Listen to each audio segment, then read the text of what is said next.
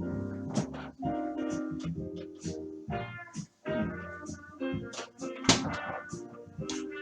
hi everyone. It's Alan, your coworker. I'm actually here today to help you with a little Christmas baking, and I'm going to share with you a family favorite recipe that, oh my gosh, we've been snacking on since I was like a 4-year-old, I'm sure.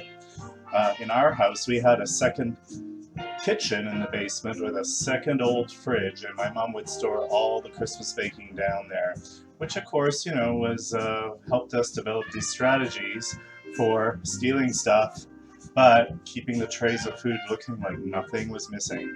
I'm not actually sure that we actually fooled anyone with that, but it seemed plausible at the time.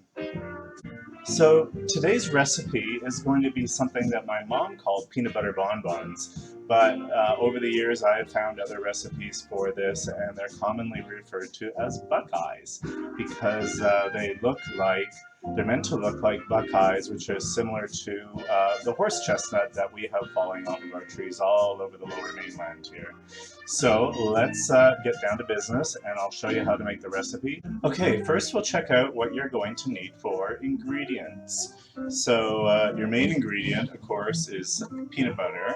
I'm using this Jif dark roast peanut butter because I've recently discovered that it has quite a good flavor. You will also need some butter. The regular recipe takes a cup of butter, so that would be 2 sticks, and it should be at room temperature when you start cooking. You're also going to need like 6 cups of icing sugar for the standard recipe, so I think that's about a bag of icing sugar, might be a little bit more. You'll need a little bit of vanilla extract for some flavor. Of course you'll need, these are all getting dipped in chocolate, so we'll need some chocolate for melting. Okay, let's put these together now. We're going to start with our mixer here and add the butter and the peanut butter. In this case, I've decided I'm only going to make a half recipe, so I'm only going to put in 1 stick of butter today. I didn't want to end up with 5 dozen of these things in my solely occupied household over the holidays, so yeah.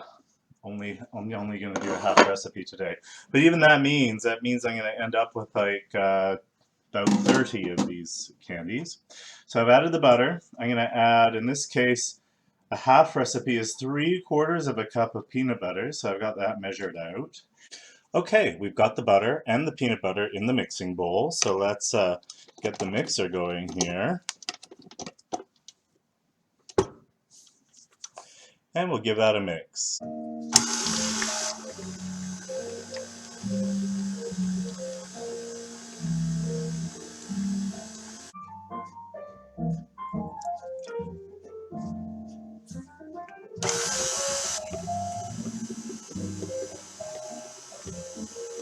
Okay, so now that we've got the peanut butter and the butter starting to get mixed up, now we're going to add the sugar.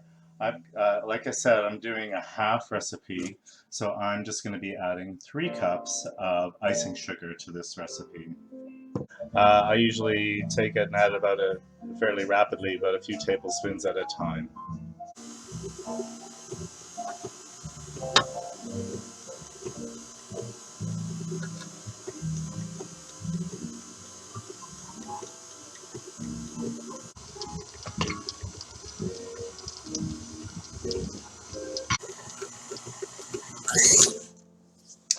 Okay, when that's done, you'll just open up the mixer and take off the guard here, or the dust.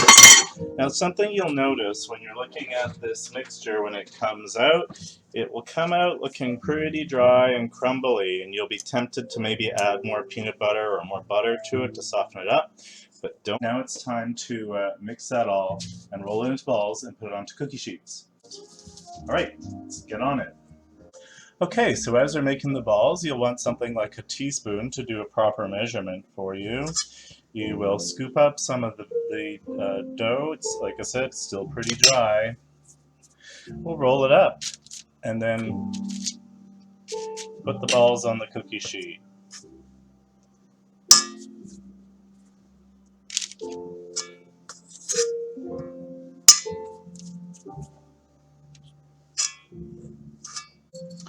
Okay, and now that all the balls have been rolled up, we're going to put a toothpick in each one. Okay, now all the toothpicks are in. These are ready to go into the freezer. So you can put them in the freezer for, oh, at least an hour or even overnight. Right, let's get some chocolate chips melted. I'm going to place the chocolate chips into a Pyrex mug, something that holds about halfway. Again, I'm doing a half recipe today. Normally I'd want 2 cups of chocolate chips. This might not be quite enough to cover my half recipe, but anyways, we'll work with that. Then into a pot of water and very slowly heating up on the stove. Okay, let's get that chocolate melting. Okay, so the chocolate's almost ready. Now I've used milk chocolate just because that's a personal preference. You can use dark chocolate, you can use better chocolate than grocery store chocolate chips. Okay, let's start dipping. We'll take each one, and when we dip it in, we don't cover the whole thing with chocolate because we still want it to look kind of like a chestnut when it's finished, like a horse chestnut. So I usually take the excess chocolate, give it a little scrape on the bottom so there's not too much left over, and then back onto the tray. And we'll just work through those, dipping, not quite covering them all. Let the chocolate run off. Okay, and now once everything's been dipped, you can give them a little sprinkle of this silver shot. It'll, well, stick to the chocolate if it's not quite hardened yet. Anyways, you'll figure it out. Or like I said, some chunky sugar or chunky salt would look nice on there too, like frost on your on the chestnuts. And then there is one little final step. Once the you pull the toothpicks out of the frozen items, once they thaw a little bit, then you need to repair all these little holes in the toothpicks. I usually use a tiny spoon or something just to hide the fact that that hole was there, and then they're all done. Anyway, thank you. That's how you make Buckeyes. Okay, that's it for today. Thanks for dropping by, and I hope you enjoy your candies. Have a good day.